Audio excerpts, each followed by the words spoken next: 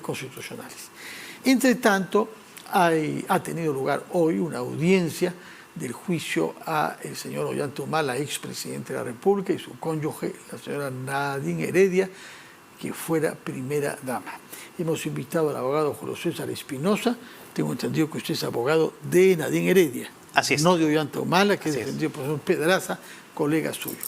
Explíquenos, por favor, exactamente qué es lo que se le reprocha a la señora Heredia, después de lo cual nos dirá usted cuáles son sus argumentos como abogado defensor.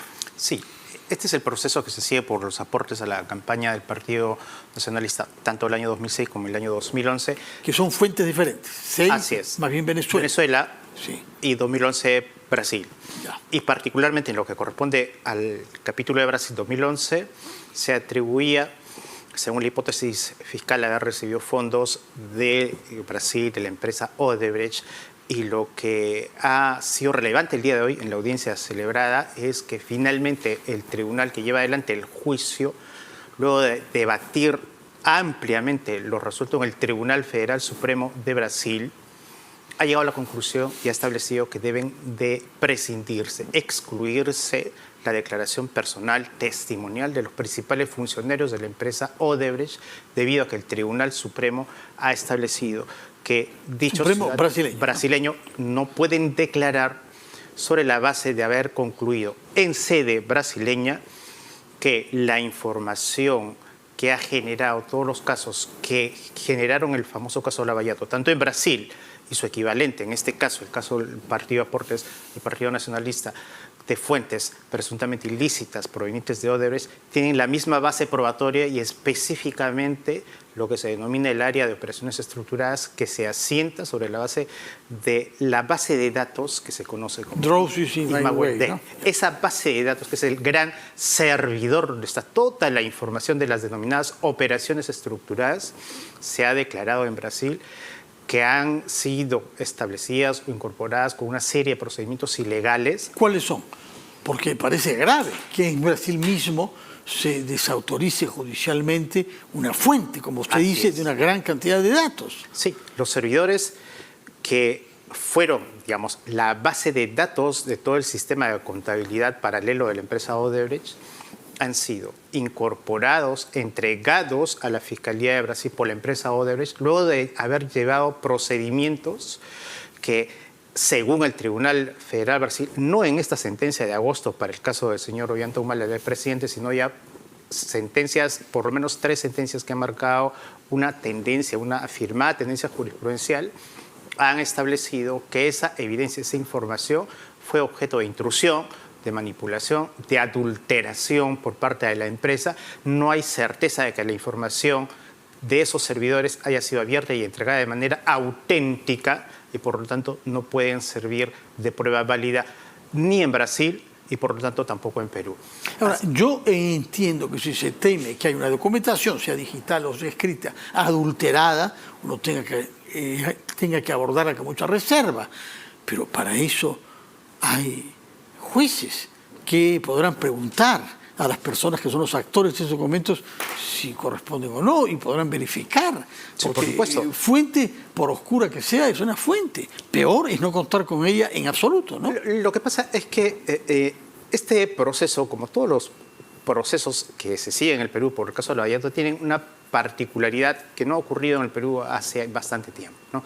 Y es que se generan casos donde la información probatoria y los hechos están en una cadena de sucesos que han ocurrido tanto en Brasil como en Perú. Es más, inclusive hay evidencia probatoria que viene desde Suiza. Sí. Entonces, el alcance internacional de todo este procedimiento, de la secuencia de hechos y de la evidencia probatoria, hace pues que intervenga en las decisiones que se van adoptando para estos casos complejos, no solamente la justicia peruana, sino también la justicia brasileña, que ambos países latinoamericanos se guían además por una misma Convención Americana de Derechos Humanos, que tiene como principio fundamental el debido proceso y la legalidad probatoria. Entonces, ese principio vale lo mismo para Perú que para Brasil. Lo que pasa es que Brasil ha sido tajante en determinar eso ya en cerca de 3 sentencias anteriores y ahora se la ha comunicado al tribunal que está llevando adelante el juicio anunciándole además que por esa razón los funcionarios brasileños y particularmente los de la empresa Odebrecht que han incurrido en este tipo de, digamos, conductas o comportamientos de haber generado prueba prohibida, no están permitidos declarar en el tribunal peruano. Y el tribunal Ahora, hoy día ha concluido excluyendo esta prueba. Se ha conseguido a partir de su solicitud como abogado defensor. Usted como abogado defensor es el que ha introducido estos criterios para que no se den uso a ciertas fuentes. Así es. Particularmente, digamos, no en términos personalísimos, pero los colegas abogados que en Brasil han llevado adelante este litigio. Están inspirados por su petición. Llevando adelante un pedido que desde un inicio nosotros lo tratamos de digamos, plantear, pero finalmente era en Brasil donde se tenía que definir esta cuestión, porque Brasil es el origen de la fuente probatoria de todos estos casos. Ahora, ¿qué contesta usted a quienes puedan reprocharle algo similar de lo que se reprocha a la fiscal de la nación peruana, que multiplica recursos para que no se le investigue? Y la pregunta es, si estás tan segura de que no has hecho nada malo, ¿por qué estás evitando que se investigue? En este caso es lo mismo. Si usted está tan seguro que su patrocinada no ha cometido nada ilegal, ¿por qué está impidiendo que se use ese recurso para la investigación? Por una razón sencilla. Vamos a ver. No se está impidiendo la investigación ni el esclarecimiento de los hechos porque sobre la base de lo que se ha investigado durante este caso que se inició el año 2015, fíjese, ya tenemos tantos años. 8 años, sí. En este caso, había un conjunto de evidencia que se ha discutido, se ha puesto sobre el tapete, y nosotros hemos llevado una tesis de defensa tanto durante la investigación como en la etapa intermedia y ahora en el juicio de la inexistencia de delito de lavado de activos. Sin embargo, la prueba esencial que lleva adelante la Fiscalía es pues la prueba que la genera en Brasil. Y tanto en Brasil como en Perú, las reglas básicas de legalidad probatoria son de cumplimiento obligatorio por los jueces y así lo ha declarado el Tribunal Supremo. Nosotros estamos en la obligación, en el deber de hacer respetar esas reglas para que al final la verdad se consiga y se esclarezca, pero no por cualquier medio ni a costa de sacrificar garantías o reglas fundamentales del proceso. Lo fundamental será que este proceso, que todavía tiene mucho tiempo por delante, en el juicio donde estamos recién en fase... Mucho tiempo, calcula usted cuánto, porque estamos en la etapa oral ya, ¿no? Estamos en la etapa oral, pero estamos en la fase compleja de análisis contable, luego viene el análisis documental y todavía el capítulo de testigos tardíos que todavía no han declarado, así que tiene todavía, yo calculo, no menos de unos 5 meses de debate. 5 meses. Pues, no menos. O sea, a principios del próximo año podrá haber una sentencia. Diría que entraríamos a la fase de alegatos finales, ¿no? Por la complejidad de haber cerca de 12 personas naturales más el Partido Nacionalista como persona jurídica y una empresa, otra persona jurídica también sometida a este proceso. De acuerdo. Ahora, lo que se está excluyendo es una fuente digital, pero las declaraciones hechas por el señor Odebrecht, el señor Barata y otros ejecutivos brasileños de Odebrecht en el Brasil, ¿valen o no valen como testimonio? No estamos hablando de la fuente digital que usted ha cuestionado, sino lo que han dicho ellos oralmente. Lo que hoy día se ha decidido es que se prescinde de su examen testimonial personal acá en el juicio. O sea, ya no se les examinará a los funcionarios como testigos. Sin embargo, también se ha excluido, por ejemplo, se ha declarado la prescindencia de otros testigos que no son necesariamente vinculados estrictamente a la empresa, pero que el fiscal los aceptó, que es por ejemplo el caso de un policía, Wellington Pereira, que es el policía que analizó, revisó la famosa planilla italiana donde salían las famosas siglas OH, que se imputaba según tesis fiscal al expresidente Humala. Pues ese testigo también hoy día está dentro de las 6 testimoniales brasileñas que el Tribunal de Juicio ha decidido prescindir su declaración. No solamente no se les va a interrogar, sino lo que han declarado en el pasado no se va a usar. Ese es un capítulo que todavía está pendiente. Aquello que han declarado en el pasado, específicamente año 2017 y 2018, porque declararon en fase sumarial, en fase de investigación ante los fiscales, con presencia de los abogados, declararon, digamos, los principales funcionarios de la empresa Odebrecht, y constan sus declaraciones en actas escritas, Sí. en portugués, luego traducidas.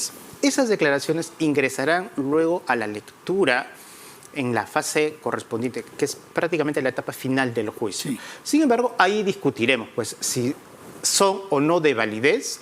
¿Por qué podrían no serlo? Que es sin duda lo que usted desea. Sí, por Seamos supuesto. sinceros, sí. Por ¿Por la- qué podrían no serlo? Por la misma razón por la que hoy se está excluyendo la declaración personal y por la misma razón porque el Tribunal Supremo brasileño ha declarado que es prueba ilícita, que esa información, la que hayan brindado, esté referida finalmente a información que surge de esos servidores que han sido declarados Bueno, pero hablan también de cosas que ellos han hecho, que ellos saben, no por el servidor Sí, electrónico.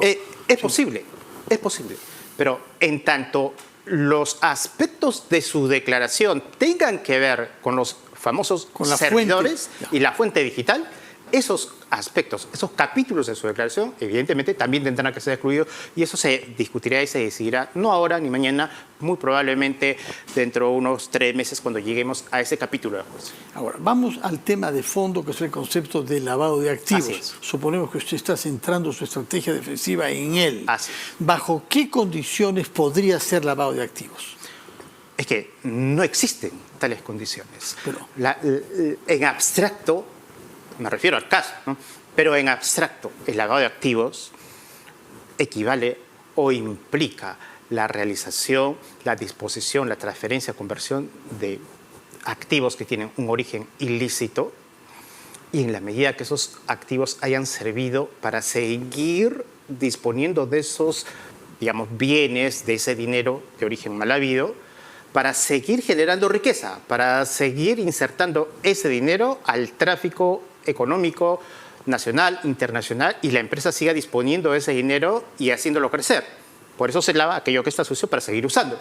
Pero la lógica de este caso, la tesis del Ministerio Público, es que hubo una donación, un aporte que se ha consumido en una campaña electoral. Consumir pero o recibir un aporte para disponerlo. Pero la campaña electoral es, por definición, un esfuerzo para multiplicar el poder de la institución que recibe el dinero, ganando el poder político del Estado. Entonces, perfectamente... Eso Sí. puede estar dentro de un análisis quizás hasta político, Sí. pero en estricto eso, lavado de activos no puede ser. Porque para que haya lavado de activos tiene que haberse convertido, transferido, ocultado un bien para seguir haciéndolo, trabajar, a seguir utilizándolo, seguir disponiéndolo, seguir acrecentando la riqueza ilícita. Y eso, evidentemente, en los no- objetivos propios de esa institución que recibe el dinero, que son políticos. Efectivamente, se hace fructificar ese dinero en la medida en que gana las elecciones. Claro, no es una empresa para generar dinero, pero es una empresa política. puede usted tener, o puede el fiscal, o puede la opinión, digamos, ciudadana, tener una idea de que esa puede ser una finalidad quizás política de cualquier partido político en la región que recibe fondos para campaña política, obviamente llegar al poder y desarrollar actividad política.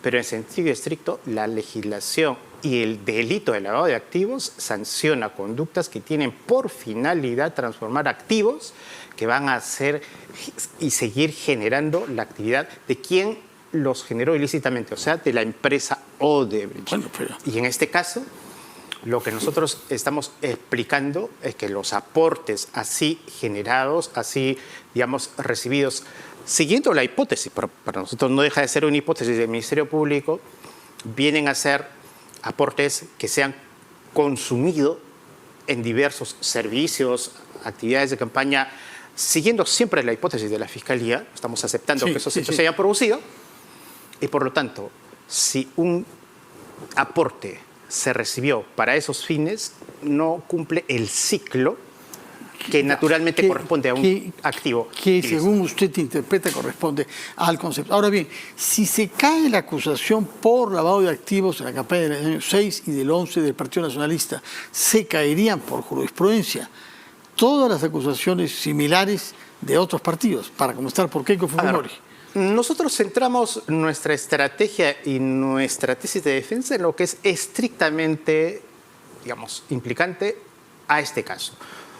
No necesariamente esto mismo va a suceder en los casos de los otros partidos políticos. No Pero necesariamente. si se asume, si el juez asume la misma definición restrictiva de lavado de activos que usted, se aplicará en los otros casos también. Sí, pero repito, el resultado de lo que va a ocurrir en el caso del Partido Nacionalista no solamente va a suceder por la definición o el concepto que la defensa tiene del delito de lavado de activos, sino por ese otro gran capítulo probatorio que estamos explicando, que está sucediendo claramente en el caso del Partido Nacionalista y en la campaña 2011.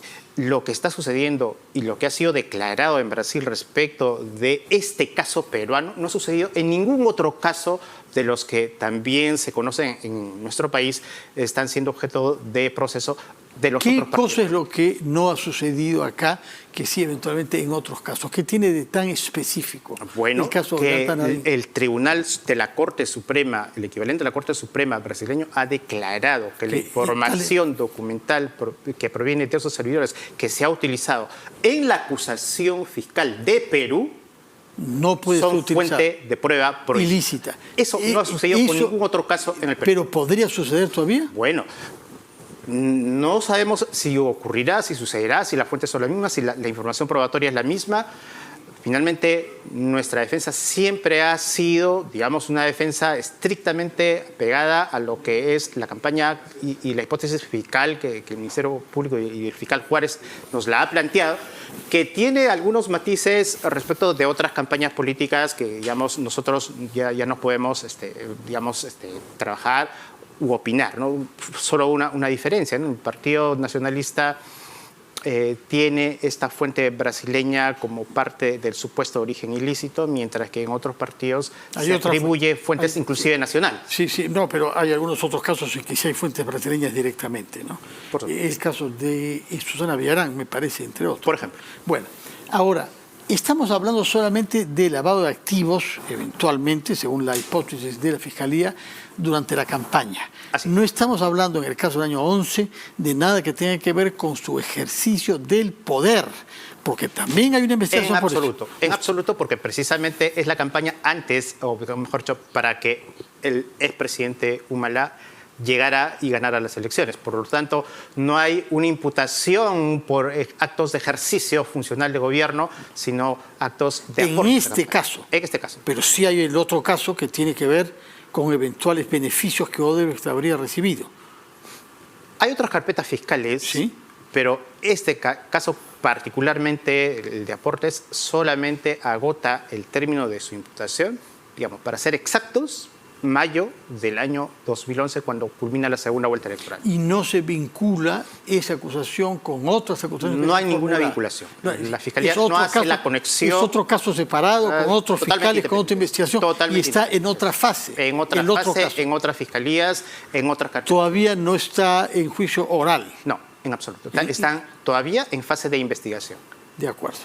Bueno, doctor Julio César Espinosa, abogado defensor de Nadine Heredia, muchas gracias por explicarnos por qué es que la justicia peruana está adoptando el mismo criterio que la brasileña de no utilizar las fuentes derivadas de soportes digitales brasileños, considerado allá prueba ilícita, lo que no quita que las declaraciones que Odebrecht y compañía hayan hecho puedan ser usadas por la justicia.